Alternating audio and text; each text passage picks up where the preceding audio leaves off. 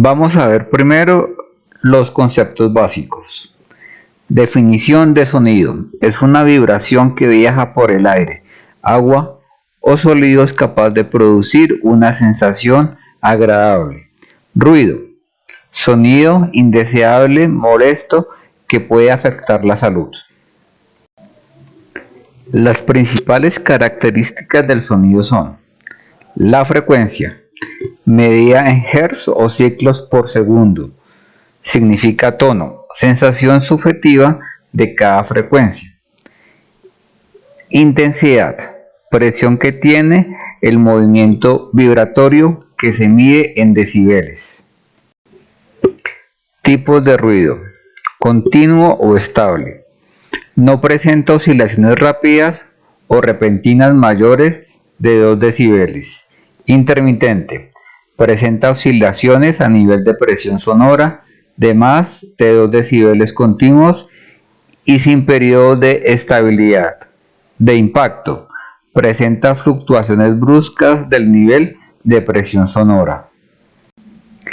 Según la legislación colombiana, los valores límites permisibles del sonido se relacionan a continuación. Cuando el sonido es de 80 decibeles o menos, el tiempo de exposición diario no debe sobrepasar las 16 horas. Cuando el valor límite es 85 decibeles, no debe ser superior el tiempo de exposición a 8 horas. Cuando el valor límite permisible es de 90 decibeles, el tiempo de exposición no debe ser mayor a 4 horas. Cuando el valor límite permisible es de 95 decibeles, el tiempo de exposición no debe ser mayor de 2 horas. Cuando el valor límite permisible es de 100 decibeles, el tiempo de exposición en horas no debe ser mayor a 1 hora. La anatomía del oído o las partes que lo constituyen lo podemos verificar en la siguiente gráfica.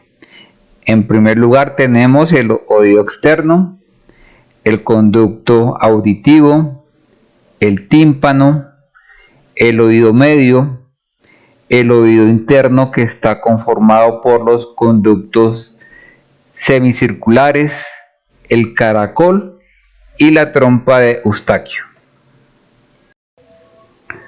Los efectos perjudiciales del ruido para la salud son: en la parte auditiva tenemos unos efectos agudos, que es el trauma acústico, unos efectos crónicos, que es la fatiga auditiva y la hipoacusia neurosensorial. Los efectos perjudiciales extraauditivos tenemos el dolor de cabeza, la fatiga mental y física, alteraciones del sistema nervioso, la hipertensión arterial, alteraciones endocrinas, gastrointestinales, efectos en la concentración y el rendimiento laboral. Cuando tenemos pérdida auditiva, que no escuchamos bien, debemos tener en cuenta las siguientes señales: pedir que le repitan cuando le habla, aumentar el volumen de la televisión o radio, dificultad para oír el timbre del teléfono, no entender lo que le dicen, hablar demasiado bajo o gritar, hacer un gran esfuerzo para oír, utilizar un oído más que el otro, tener ocasionalmente o de manera permanente pitos en los oídos, estar expuesto a altos niveles de ruido sin protección adecuada. Para controlar el ruido y minimizar sus efectos perjudiciales, se deben tener en cuenta los siguientes controles. Control en la fuente. Sustitución de máquinas o procesos. Reducción de las vibraciones mediante soportes o anclajes. Mantenimiento a máquinas generadoras de ruido mediante el reemplazo de piezas, lubricación, aceites de corte. Control del ruido. Control en el medio. El control en el medio se puede hacer mediante los siguientes elementos: barreras, encerramiento total, encerramiento parcial, uso de materiales absorbentes, silenciadores acústicos, aumento de la distancia entre la fuente de ruido y el receptor.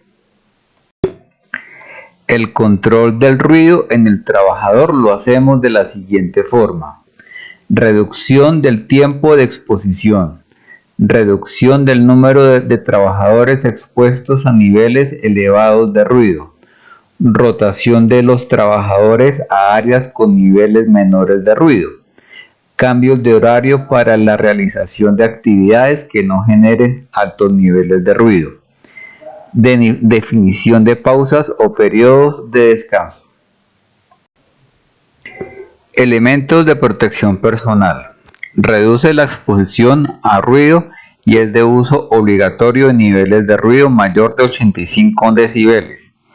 Al seleccionarlo se debe tener en cuenta grado de atenuación, comodidad personal, ajuste, calidad, duración, disponibilidad, compatibilidad con otros elementos de protección personal, factibilidad de colocación, conservación y mantenimiento, condiciones auditivas del usuario. Tapaoídos de copa. Son tapaoídos extraauriculares con copas acolchadas sujetas por una banda. El oído debe caber dentro de la copa. Para realizar el mantenimiento deben lavarse frecuentemente, reemplazarlos si están deteriorados. No comparta sus protectores. Nunca los remueva en un área con altos niveles de ruido.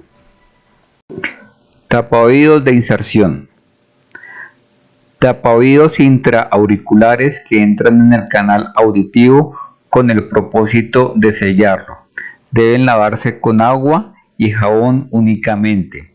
Deben cambiarse en caso de deterioro. Nunca lo remueva en un área con altos niveles de ruido.